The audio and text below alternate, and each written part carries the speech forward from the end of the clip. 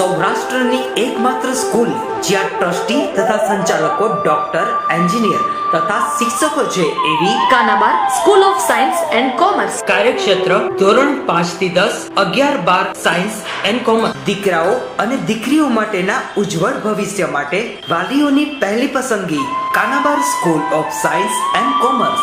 અહીં છે શ્રેષ્ઠ શિક્ષકો દ્વારા મર્યાદિત સંખ્યામાં વિદ્યાર્થીઓ માટે ભણતર, અલગ અલગ સાયન્સ લેબ, કોમ્પ્યુટર લેબ, દીકરાઓ તથા દીકરીઓ માટે અલગ અલગ હોસ્ટેલ સાથે શુદ્ધ સાત્વિક ભોજનની વ્યવસ્થા, ટ્રાન્સપોર્ટેશનની સુવિધા. જી તેમજ નીટની તૈયારી સ્કૂલમાં જ. તો આથી વિશેષ આપ આપના બાળક માટે શું ઈચ્છો તો આજે જ એડમિશન માટે સંપર્ક કરો. Unit 1 Kanabar school of science and commerce, Khamrod ચોકડી, Junagadh bypass, Junagadh. Unit 2 main post ઓફિસની પાછળ, શ્યામ વિદ્યાલય, સરકારી ગોડાઉન પાસે, ગાંધીગ્રામ, જુનાગઢ. નમસ્તે વિદ્યાર્થી મિત્રો, ગયા લેક્ચરમાં આપણે પ્રમાણ સૂચક સૂત્ર અને અણુસૂત્ર આના વિશેનો આપણે અભ્યાસ કરતા હતા. મેં તમને આ બંનેની વ્યાખ્યાઓ કીધી હતી અને એમ માહિતી આપી હતી કે 9મા ધોરણમાં આને આ કોઈ બેઠે બેઠે હોય છે, એકવાર જોઈ લેજો એમ કીધું. મને એ બાબતનો સંપૂર્ણ વિશ્વાસ છે કે આપણે આ જોયું જ હશે. હવે આને આ જ રીતે આપણે આગળ વધીએ. ફરીવાર રિપીટ કરી નાખીએ આપણે બંને વ્યાખ્યા, પ્રમાણ સૂચક સૂત્ર અને આણ્વીય સૂત્ર. તો પહેલા તો પ્રમાણ સૂચક સૂત્ર એટલે શું? નામ પ્રમાણે કામ પ્રમાણ સંયોજનમાં રહેલા જુદા જુદા પરમાણુની પૂર્ણ સંખ્યાના સાદા અથવા તો સરળ ગુણોત્તરને શું કહેવાય? પ્રમાણ સૂચક સૂત્ર. શું કહેવાય? પ્રમાણ સૂચક સૂત્ર. સંયોજનમાં રહેલા જુદા જુદા પરમાણુની પૂર્ણ સંખ્યાના સરળ ગુણોત્તરને શું કહેવાય? પ્રમાણ સૂચક સૂત્ર. જો આપણે દળથી ટકાવાર પ્રમાણ અથવા તો બંધારણીય ટકાવાર પ્રમાણ જાણતા હોઈએ તો પ્રમાણ સૂચક સૂત્ર સહેલાઈથી મળી. જો દળથી ટકાવાર પ્રમાણ જાણતા હોઈએ તો પ્રમાણ સૂચક સૂત્ર સરળતાથી. પછીનો આપણે પોઈન્ટ જોયો તો અણુસૂત્ર અથવા તો આણ્વીય સૂત્ર તરીકે પણ એને ઓળખવામાં આવે છે. સંયોજનના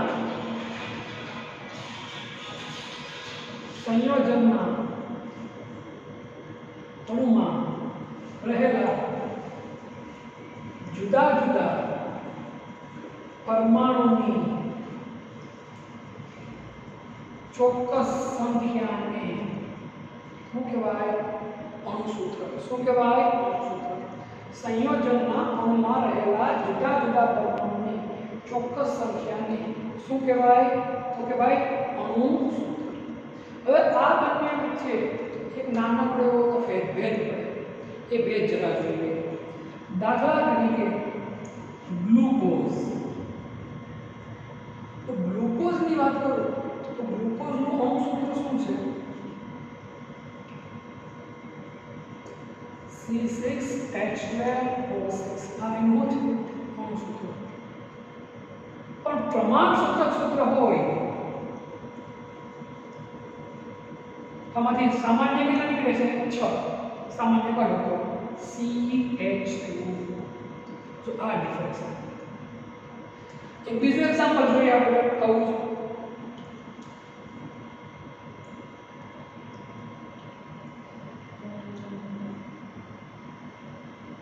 ઇથેન C2H6. પ્રમાણ સૂચક સૂત્ર શું થશે? CH. વધુ એક સંયોજન જોઈએ આપણે, સોડિયમ ક્લોરાઇડ. હવે આમાં જોઈન NaC. આમાં કાંઈ સામાન્ય નીકળતું નથી.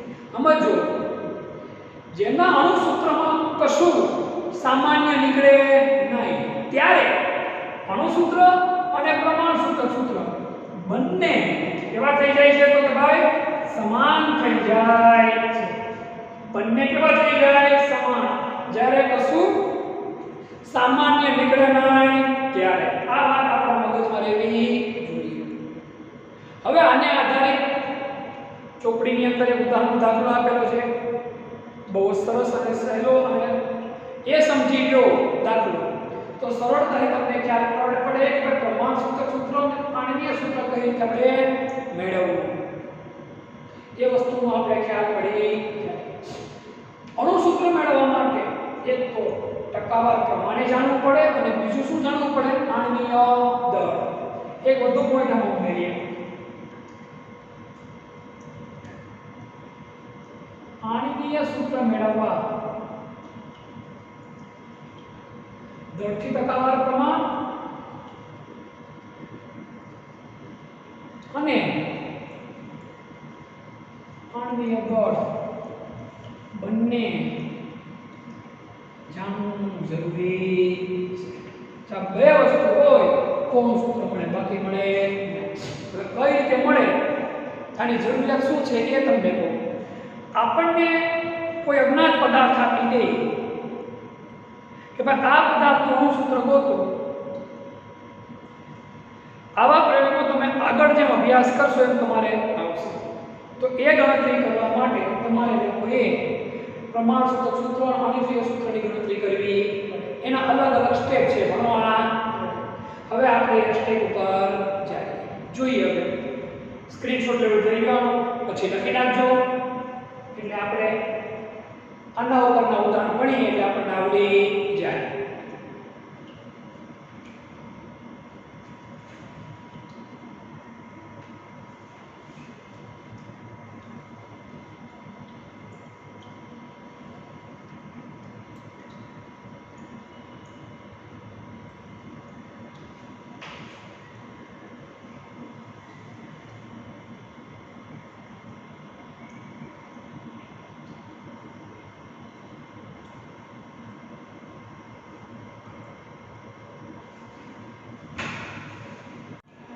હવે આપણે આનું ઉદાહરણ પાઠ્યપુસ્તકનો કોયડો 1.2 રકમ છે એક સંયોજન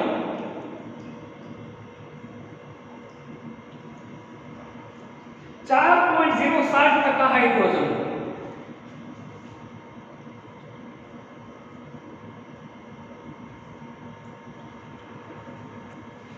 એક સંયોજન 4.07% હાઇડ્રોજન 24.27% કાર્બન. ચોપડીમાં 24.47 આપેલું છે પણ નીચે ગણતરી જોશો તો 24.27 થઈ જશે એટલે આપણે 24.27 લખશું.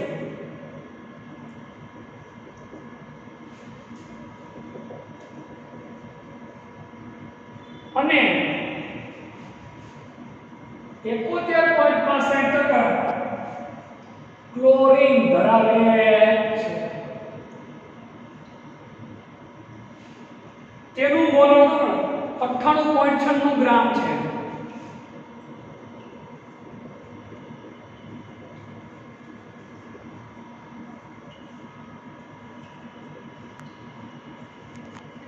તો તેનું પ્રમાણસૂચક સૂત્ર અને આણ્વીય સૂત્ર શોધો.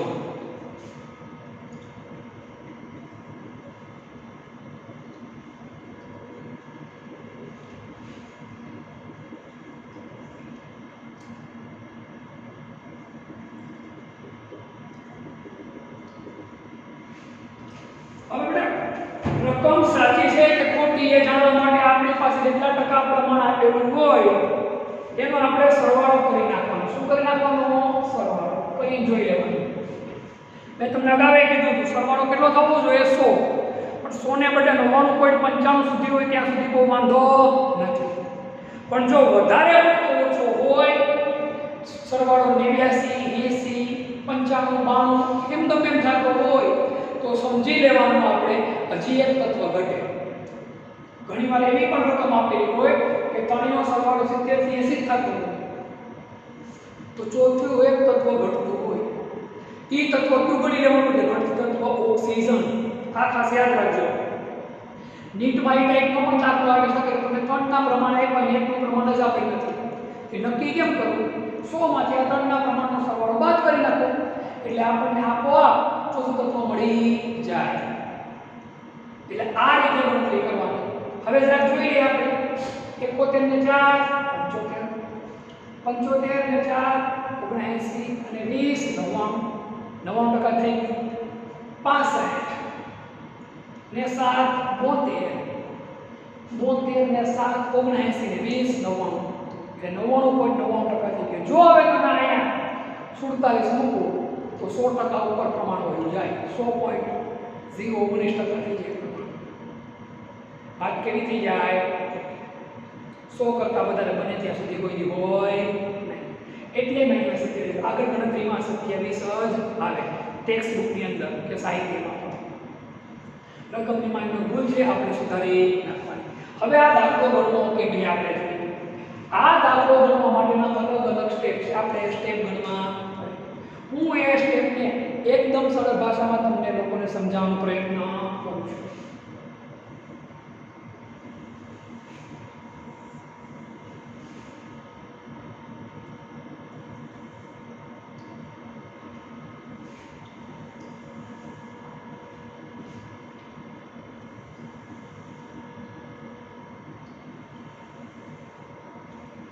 આપણે સ્ટેપમાં પહેલો સ્ટેપ લેશું તત્વનું નામ.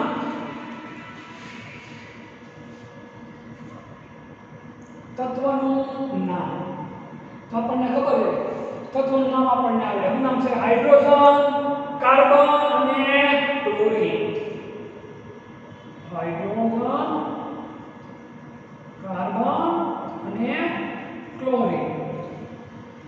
પછીનો બીજો સ્ટેપ આવે છે તત્વની સંજ્ઞા. ત્રણેયની સંજ્ઞા આપણને આવડે. હાઇડ્રોજનની H, કાર્બનની C, ક્લોરીનની Cl. પછી દળથી ટકાવાર પ્રમાણ. દળથી ટકાવાર પ્રમાણ. તો બતાવો ગમે તે તત્વ આપેલું હોય આ દાખલાની ગણતરીમાં 100 ગ્રામના અનુસંધાનમાં જ લેવાનું. ટકાવારી પણ 100 ના અનુસંધાને હોય અને દળ પણ 100 ગ્રામના અનુસંધાનમાં જ લેવાનું. એનો અર્થ 100 ગ્રામ હોય આ કેટલા ગ્રામ છે? 4.07 ગ્રામ. આ કેટલા ગ્રામ છે? 24.47 ગ્રામ. અને ક્લોરીન કેટલા ગ્રામ છે? 71.65 ગ્રામ. ગણતરી એકદમ કેવી પડે? શેરી 100 ના સંદર્ભમાં જ લેવાનું ગમે ત્યારે. તો 4.07 24.27 અને અહીંયા શું છે? 71.65.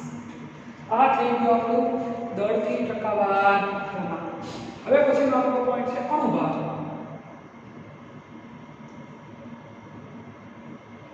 તો આના અણુભાર આપણે લોકો અગાઉ ભણેલા છે. હાઇડ્રોજન કેટલો છે?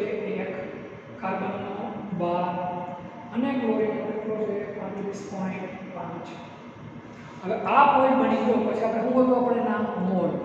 શું ગોતવા પડે? મોલ.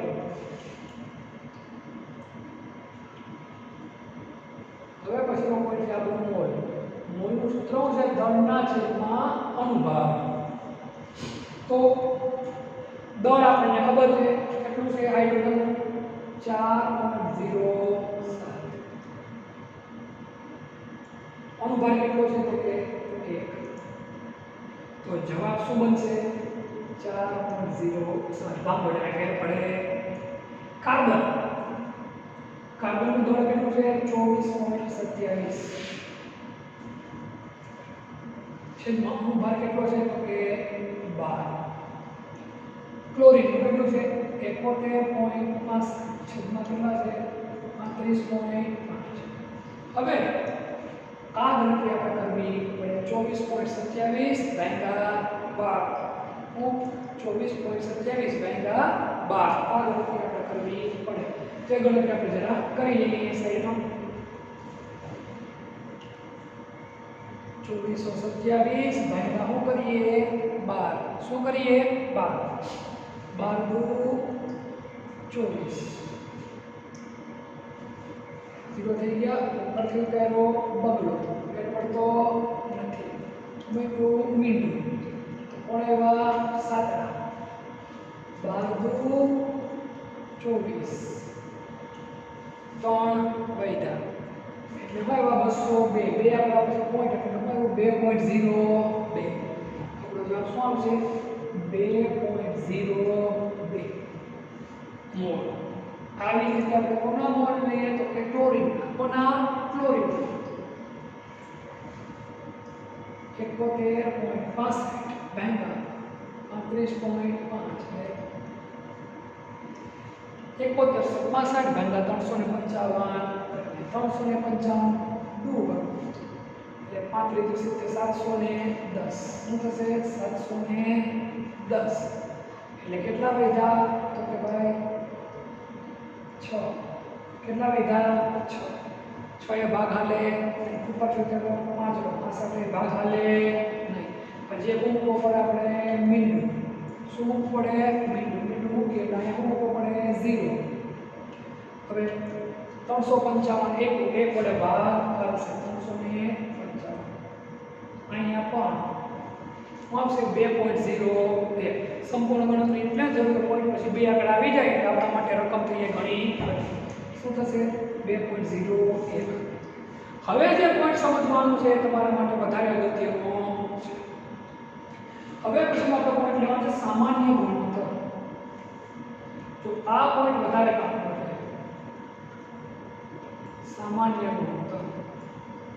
સામાન્ય ગુણોત્તર કઈ રીતે મળે તો કે આ જે મોલ મળ્યા કે આપણે એમાં સૌથી નાની સંખ્યા હોય એના વડે બાકીની બધાના મોલને ભાંગવાના આ શબ્દ યાદ રાખજો મોલના છેદમાં સૌથી ઓછા મોલ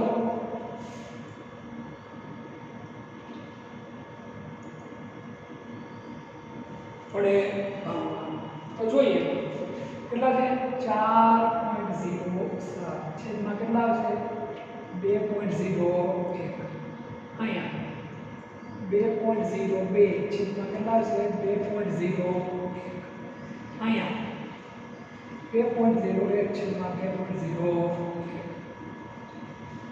અહીંયા તો જવાબ આપોઆપ કેટલો થઈ જશે 1 અહીંયા પણ 1 પોઈન્ટ છે જેવો આવશે કોઈ તેની ગણતરીમાં આપણે લેવાની જરૂર નથી છતાં આપણે લઈ 202 ભાગ્યા 201 1 પોઈન્ટ સમથિંગ 00 એટલે વધારે ગણતરી કરવાની જરૂર નથી 4.07 એનું જોઈએ આપણે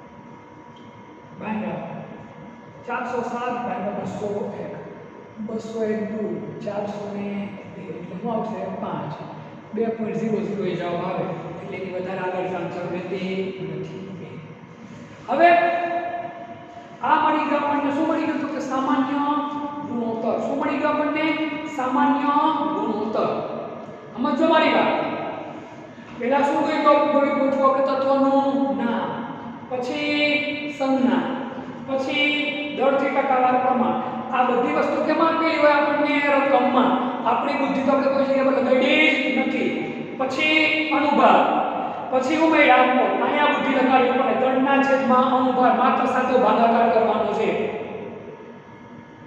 પછી સામાન્ય ગુણોત્તરમાં બધાના મૂળને ભાંગવાના કોના વડે ભાંગવાના સૌથી નાનો ઓછો મૂળ જ્યારે હોય એના વડે સૌથી નાની સંખ્યા વડે ભાંગી તમને મળી ગયો સામાન્ય ગુણોત્તર હવે આ સામાન્ય ગુણોત્તર મેળવવા આપણને એને સાદા મોલર ગુણાંકમાં ફેરવવાનો સાદા મોલર ગુણાંકમાં ફેરવવાનો અર્થ શું 2 પોઈન્ટ સમથિંગ ગમે એટલા આવ્યા હોય દાખલા તરીકે 2.1 છે તો કેટલા લખી નાખવાના આપણે 2 લખી નાખવાના 2.2 છે તો કેટલા લખી નાખવાના માની લો 2.5 હોય 45 હોય તો એ 2.5 કહેવાય તો પછી પછી બધાને કેટલા વડે ગુણવા પડે? 2 વડે ગુણવા પડે.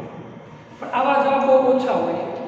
જો તમે સાદો બળવૂળાંક આનો કેટલો થશે? 2. ટૂંકમાં 0 પોઈન્ટ બધા શું કરી નાખવાના છે? આપણે કાઢી નાખવાના છે. આનો કેટલો છે? 1. અને આનો કેટલો છે? આ મળી ગયો આપણને. શું મળી ગયો? સાદો બળવૂળાંક. સાદા બળવૂળાંક ઉપરથી આપણને શું મળે? પ્રમાણ સૂચક સૂત્ર. તેથી પ્રમાણ સૂચક સૂત્ર શું થશે? હાઇડ્રોજન કેટલા છે? 2. કાર્બન કેટલા છે? 1. ક્લોરીન કેટલા છે? 1. CH2Cl. આ આપણને શું મળી ગયું? પ્રમાણ સૂચક સૂત્ર. શું મળ્યું? પ્રમાણ સૂચક સૂત્ર. કાર્બન કેટલા છે? 1. હાઇડ્રોજન કેટલા? 2. ક્લોરીન કેટલા? 1. આને તમે આમે લખો તોય ખોટું પડે નહીં. ખોટું પડે નહીં. પણ પહેલા આપણે કોનું નામ લખીએ આગળ? કાર્બનનું. કોનું? કાર્બનનું. હવે આનું આપણે અણુ સૂત્ર ગોતવાનું છે. શું ગોતવાનું છે? આપણે અણુ સૂત્ર ગોતવાનું છે. અણુ સૂત્ર કઈ રીતે આપણે મળે? તો હવે આપણે આગળનો પોઈન્ટ હોય દાખલો જે આપણો થોડો બાકી છે. અણુ સૂત્ર ગોતવાનું. આણ્વીય સૂત્ર ગોતવા માટે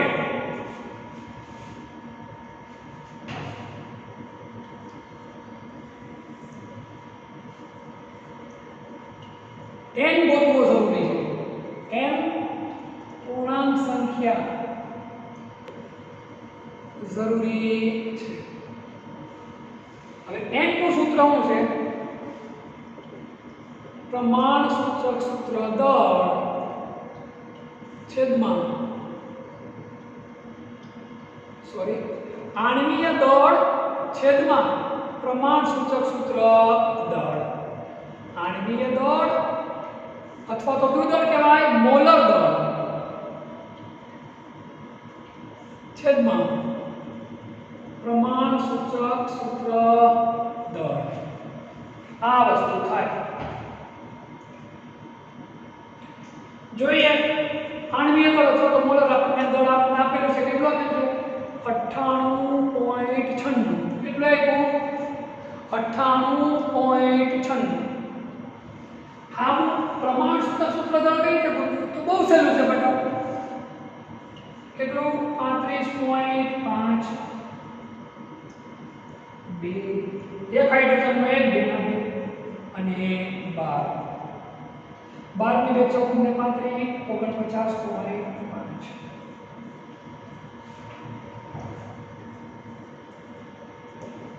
49 દુ 98 અને 5 દુ 10 એટલે 49.5 ગુણ્યા 2 કરો એટલે કેટલા થાય? 99. આ કેટલું? 98.96. એટલે 1.99 સમથિંગ થાય. 99.9 જેટલું થાય. તો આપણે કેટલા લઈ લેવાના? 2. કેટલા લેવાના? 2. n મળી ગયો. પૂર્ણાંક સંખ્યા જ લેવાની, યાદ રાખજો. n મળી ગયો એટલે આપણને સૂત્ર મળી જાય. તેથી અણુ સૂત્ર બરાબર n ગુણ્યા પ્રમાણ સૂચક સૂત્ર. n કેટલા છે? 2. પ્રમાણ સૂચક સૂત્ર આપણી પાસે શું છે? CH2Cl. કરો ગુણાકાર બેને C2H4Cl2. આપણો જવાબ આવી ગયો. C2H4Cl2. તાળું મળે કઈ રીતે? 12 24 વત્તા 4 વત્તા 71 ને 4 75 ને 4 19 ને 20 કેટલું છે? 18.6. આપણો જવાબ કેવો છે? સત્યની એકદમ નજીક. એટલે આ રીતે ગણતરી કરાય અને તાળો મેળવી. કદાચ વધુ ઊંડાણપૂર્વક ન સમજાણું તો હજી એક આપણે એક્ઝામ્પલ લઈ અને આવું દાખલો આપણે ક્લિયર. ભૂતકાળમાં એકવાર નીટમાં વસ્તુ આવેલી છે. સરખી રીતે જોઈ લો. કાંઈ ખબર ન પડે તો આવા દાખલાની ગણતરી ફરી એકવાર કરવાની. એટલે આપણે ભૂલ પડશે નહીં. હું હજી એકવાર શોર્ટકટમાં તમને સમજાવી દઉં. તમને રકમ આપેલી હોય રકમમાં જ તમારા અડધા સ્ટેપ તો આવી જાય. પહેલો સ્ટેપ કયો આવી જાય? તત્વનું નામ. બીજો સંજ્ઞા. ત્રીજું દળથી ટકાવાર પ્રમાણ. જે પ્રમાણ આપેલું હોય દળથી ટકાવાર પ્રમાણ. આની અંદર લગભગ આપણને ખબર જ હોય, કારણ કે એટલા બધા તમારા આની અંદર તમને મસ્ત આવડી જાય. રેગ્યુલર ગણતરી કરી આપણે. મોલ સાદો ભાગાકાર દળના છેદમાં અનુભાગ. જે જવાબ મળે સૌથી નાના જવાબ મળે બાકીની સંખ્યાને શું કરવાની? ભાંગવાની. એટલે હું મળી ગયો સામાન્ય ગુણોત્તર. એને પૂર્ણાંક સંખ્યામાં શું કરી નાખવાનું? મૂકી દેવાનું. પોઈન્ટ ને બને ત્યારે શું કરી દેવાના? દૂર મોટી કિંમત મૂકી દેવાની. ક્યારેક જ એવું બને કે 2.5 સમથિંગ હોય તો બધાને 2 વડે ગુણવાના, બાકી ગુણવાની જરૂર નથી. આના ઉપર શું પડી જાય? પ્રમાણસૂચક સૂત્ર. આ કેટલા છે ભાઈ? તો કે 2. આ કેટલા છે? 1. અને આ પણ કેટલા છે? 1. પ્રમાણસૂચક સૂત્ર પરથી મળી જાય પ્રમાણસૂચક સૂત્ર દળ. ત્યારબાદ આણ્વીય સૂત્ર. આણ્વીય સૂત્ર મેળવવા માટે આપણે શું મેળવવું પડે? n. n એક પૂર્ણાંક સંખ્યા છે જેની કિંમત 1 હોય તો સમજી લેવાનું આણ્વીય દળ અને પ્રમાણસૂચક સૂત્ર દળ બંને સમાન છે, અને અણુ સૂત્ર અને પ્રમાણસૂચક સૂત્ર બંને કેવા છે? સરખા. આપણે NaCl નું ઉદાહરણ જોયું હતું એમ. n નું સૂત્ર શું થશે? આણ્વીય દળ અથવા તો મોલર દળ છેદમાં પ્રમાણસૂચક સૂત્ર દળ. આણ્વીય દળ આપણે આપેલું છે રકમમાં, પ્રમાણસૂચક સૂત્ર દળ આપણે જોઈ તો કિંમત મળી એટલે પૂર્ણાંક સંખ્યા આપણે વિના આ અંકનો કોની હારે ગુણાકાર કરો તમે? પ્રમાણસૂચક સૂત્ર સાથે. કયો ગુણાકાર આપણે? જે મળી ગયો તો જવાબ. છતાંય તાળો મેળવી લેવાનો આપણે ગણતરી કરીને, કોઈ દિવસ ભૂલ પડે નહીં. વધુ એક દાખલો તમારા સ્વાધ્યાયમાં આપેલો છે એ આપણે જોઈએ એટલે આપણું વધુ આપણે સ્પષ્ટ સમજી શકીએ. સ્ક્રીનશોટ લેવો હોય તો લઈ લો. વધુ એક એક્ઝામ્પલ આપણે જોઈએ. સ્વાધ્યાય 1.3 આના જેવું બીજું એક્ઝામ્પલ સ્વાધ્યાયમાં આગળ છે 1.8. આયનના એક ઓક્સાઇડ જેમાં દળથી 69.9% આયન અને 30.1% ડાયઓક્સિજન છે.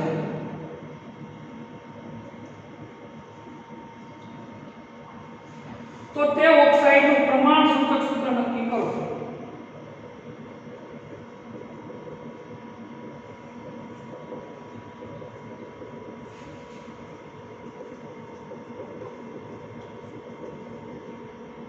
તો તે ઓક્સાઇડનું પ્રમાણસૂચક સૂત્ર નક્કી કરો.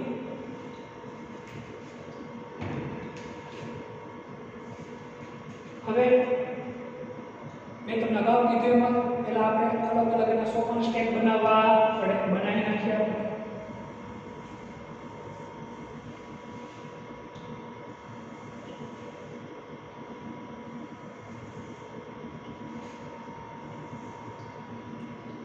પેલો પોઈન્ટ શું થશે? તો તત્વનું નામ. ત્યાં બે તત્વો છે, નામ પહેલા આપણે એક પાડો, સરવાળો કરનાર કેટલો થાય છે? 99.9. 100% પૂરો થઈ જાય. 30 અને 60 90 ને 10 એટલે બરાબર છે. કઈ વધારાની કોઈ સંખ્યા એડ કરવાની જરૂર રહેતી નથી. બે તત્વો છે. ક્યાં બે તત્વો છે? તો કે આયન, જેને શું કહેવાય? લોખંડ. અને બીજું કોણ? તો કે ઓક્સિજન. આ મેળવ્યા પછી એની આપણે શું કરવું પડે? કે ભાઈ સંજ્ઞા. આયનની સંજ્ઞાઓ છે Fe, ઓક્સિજનની સંજ્ઞાઓ છે O. સંજ્ઞા મેળવ્યા પછી એનો આપણે શું કરવું પડે? દળથી ટકાવાર પ્રમાણ રકમમાં આપેલું હોય 69.9 અને 30.1. પછીનો પોઈન્ટ આપણો કયો હશે? તો કે ભાઈ અનુભાગ અથવા તો આણ્વીય દળ. આયનનું કેટલું છે? તો કે આશરે 55.85 છે. આપણે કેટલું ગણશું? 56. બહુ લાંબો રકમમાં ફરક પડતો નથી. અને ઓક્સિજન કેટલું છે? તો કે ભાઈ 16. અનુભાગ મેળવ્યા પછી આપણને શું ગોતવું પડે? તો કે મોલ. શું ગોતવું પડે? મોલ. છેદમાં આણ્વીય દળ અથવા તો અણુભાર. દળ કેટલું છે આપણી પાસે? તો કે 69.9. અને અણુભાર કેટલો છે આપણી પાસે? 6. અહીંયા કેટલું છે? 30.1. છેદમાં કેટલા આવશે? 16. હવે આપણે આ ભાગાકાર કરવા પડે. અત્યારે તમે કેલ્ક્યુલેટરથી કરી લો તો વાંધો નહીં. બાકી આપણે ગણતરી આપણી રીતે કરવી. કઈ રીતે ગણતરી કરવાની જોઈ લઈએ.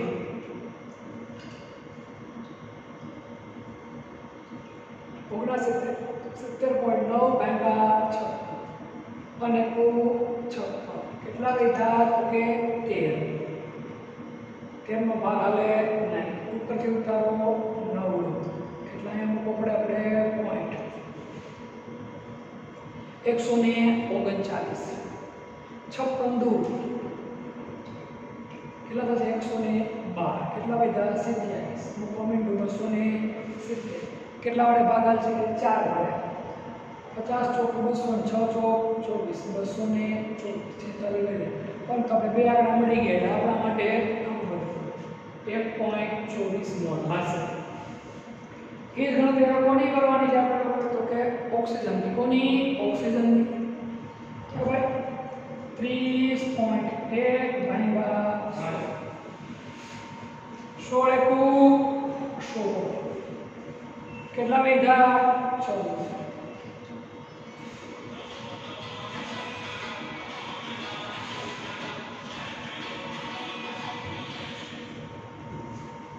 કેટલા વધ્યા?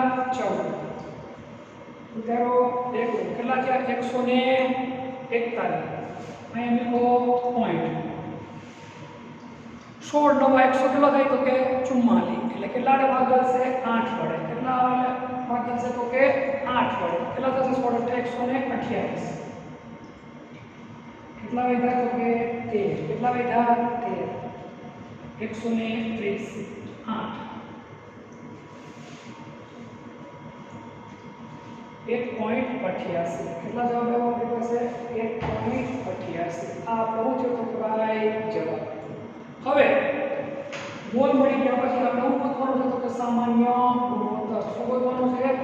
સામાન્ય ગુણોત્તર.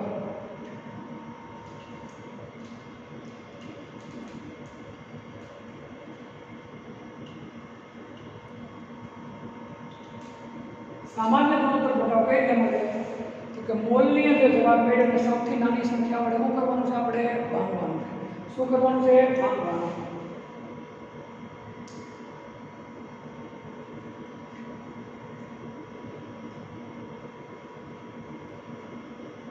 ભાગો એટલે તમને શું મળી? સામાન્ય ગુણોત્તર મળી જાય છે 1.24 ભાગ્યા 1.24. જવાબ આવી જશે 1. કારણ કે સૌથી નાનો ગુણોત્તર કોણ છે? 1.24. 1.88 ભાગ્યા 1.24. આ ભાગાકાર આપણે કરવો પડે. 1.88 ભાગ્યા 1.24 આપણે કરવો પડે.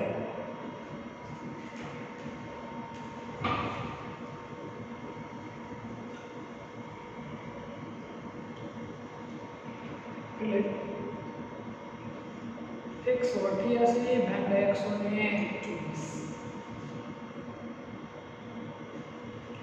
124 કેટલો જવાબ આવ્યો? તો કે અહીંયા 4. કેટલા? 6. 64. કેટલા એવા? 64. ભાગ હાલે નહીં. મૂકો પોઈન્ટ. કેટલા થયા? 640. કેટલા ભાગ હાલશે? 5 વડે. 12 પંજા 60, 4 પંજા 20, 620 જવાબ આવ્યો. 20 ની પછી કંઈ કરવાની જરૂર નથી. 1.5. હવે મેં તમને કીધું અહીંયા જ આપણે સાચું સમજવાનું. હવે આવે સાદો મોલર ગુણાંક. સાચું સમજવાનું અહીંયા જ આવે છે. 1 છે એટલે 1 મૂકી દઈએ. પણ 1.5 છે તો શું કરવું? એને 2 પણ ન કહેવાય કે 1 પણ કહેવાય નહીં. મેં તમને કીધું કે નાનો મોટો ફેરફાર હોય તો આપણે કરીએ કે એવો મોટો ફેરફાર થાય નહીં. તો શું કરવાનું? તો જો બેટા આ 1.5 સાદા મોટા ગુણાંક સાંભળ્યું કે આને કેટલા વડે ગુણવા પડે? 2 વડે. જેટલા વડે આને ગુણો એટલા વડે જ આને ગુણો. એટલે અહીંયા શું આવશે? 2.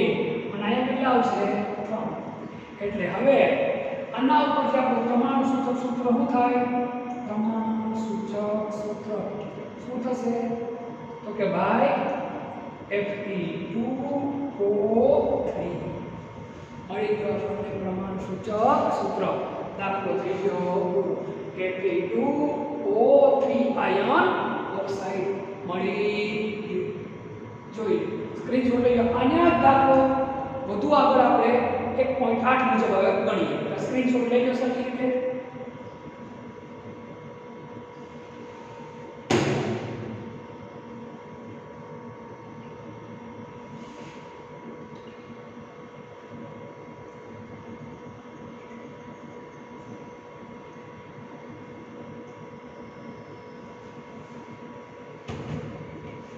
હવે 1.8 મુજબ આપણે જઈએ તો આપણે એમ ખબર હોય કે જો સંયોજનનું મોલર દર 160 હોય તો આણ્વીય સૂત્ર શોધો યાદ રાખો મોલર દર આપણને આવે તો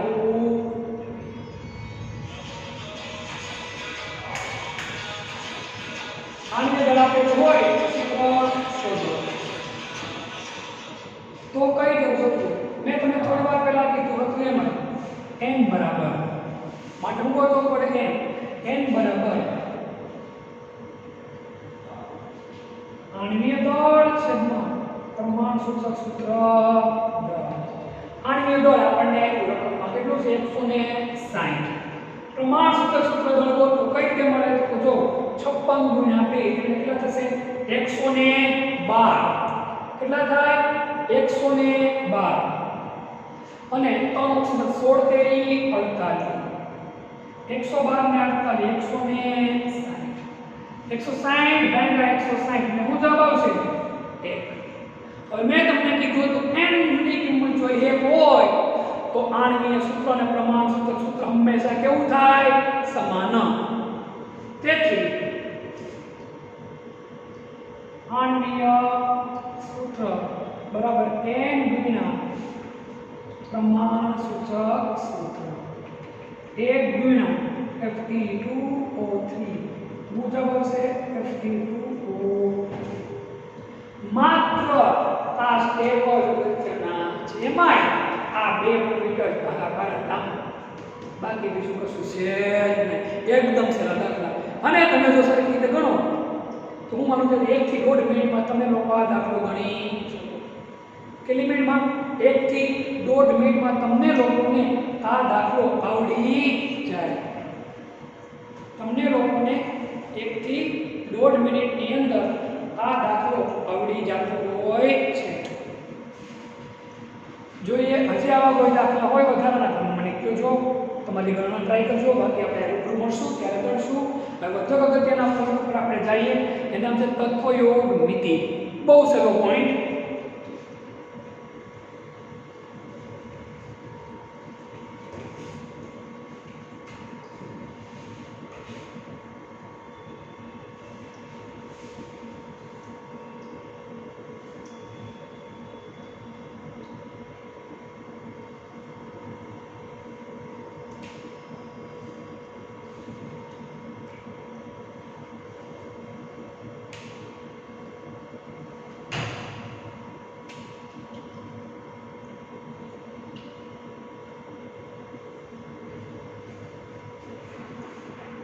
તત્વયોગ મિતિ અને તત્વયોગ મિતિય ગણતરીઓ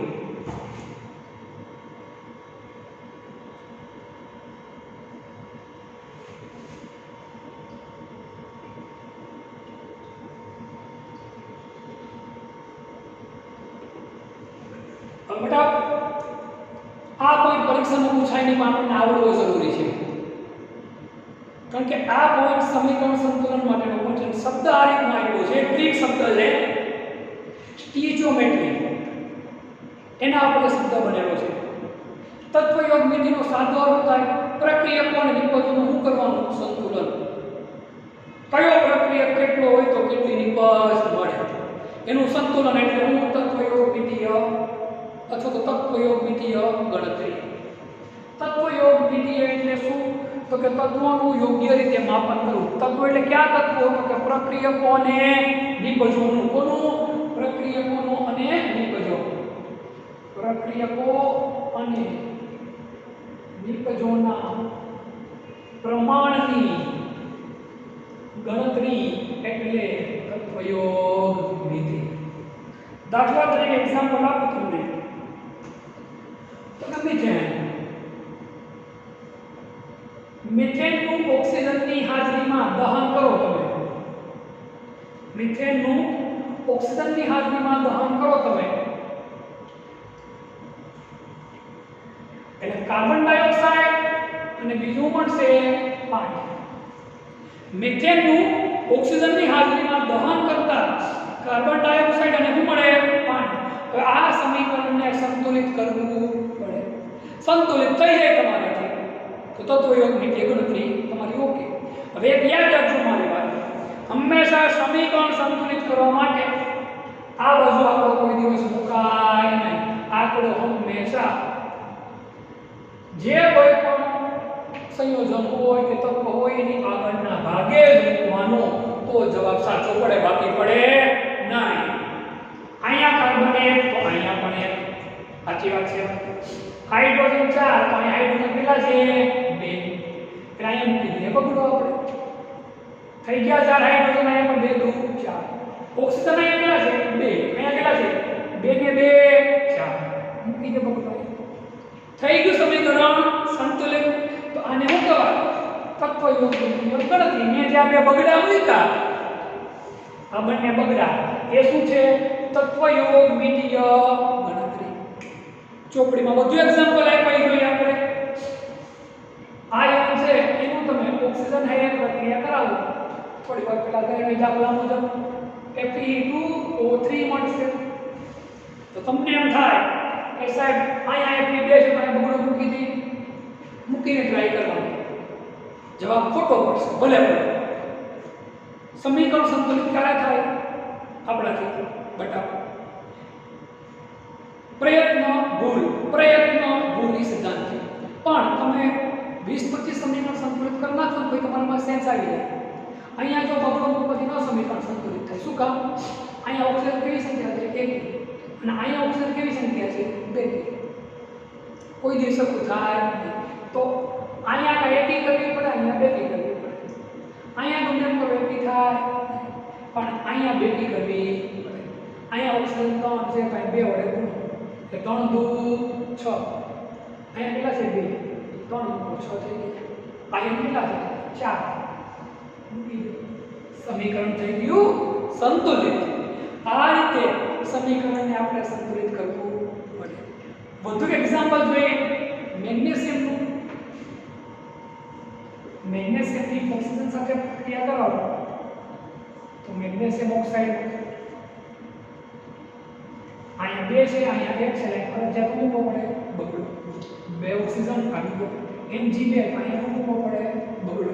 વાત થઈ જાય. વધુ એક્ઝામ્પલ ચોપડીમાં આપ્યું જોઈએ ફોસ્ફરસની પુનઃ પ્રક્રિયા કરાવો ઓક્સિજન સાથે તો મળશે P4O10. તમને જैसे વાયનાઇટ P4 છે ને અહીંયા 4 છે. સાચી વાત. ઓક્સિજન કેટલા છે? 10. અહીંયા કેટલા છે? 2. અહીંયા કેટલા ગુણો આપણે? 5. આમ થઈ ગયું. આ રીતે તમે અલગ અલગ એક્ઝામ્પલનો ઉપયોગ કરી તમે અને સમીકરણને સંતુલિત કરી. સમીકરણ સંતુલિત કરવા તમને ખબર પડે 1 મોલ મિથેનમાંથી કેટલા મોલ મિથેનમાંથી? 1 મોલ મિથેનમાંથી 2 મોલ શું મળે આપણને? પાણી. 1 મોલ મિથેનના દહનથી 2 મોલ શું મળે? પાણી. 1 મોલ એટલે કેટલા ગ્રામ છે? 12 ને 4 16 ગ્રામ. 16 ગ્રામ મિથેનમાંથી આપણને પાણી 16 દુ 16 ને 2 18 18 દુ 36 36 ગ્રામ પાણી. આવી ગણતરી પણ તમે કરી શકો છો. 1 મોલમાંથી કેટલા મોલ મળ્યા? 2 મોલ. 2 માર્ક હોય તો કેટલા માર્ક મળે? 4 માર્ક. આવી ગણતરીઓ કરી શકો જે તમારે આગળ ભણવામાં આવશે. બહુ સહેલી ગણતરીઓ છે, બધું આમાં ડિટેલમાં જવાની કશું જરૂર નથી. પણ આના પછીનો જે પોઈન્ટ આવે એ ખૂબ જ વધારે અગત્યનો પોઈન્ટ આવશે સીમિત પ્રક્રિયકનું. એને આધારિત નીટમાં 1-2 વાર દાખલાઓ પણ આવેલા છે અને અગત્યનો પોઈન્ટ છે જે આપણે આના પછીના લેક્ચરમાં આપણે લેશું.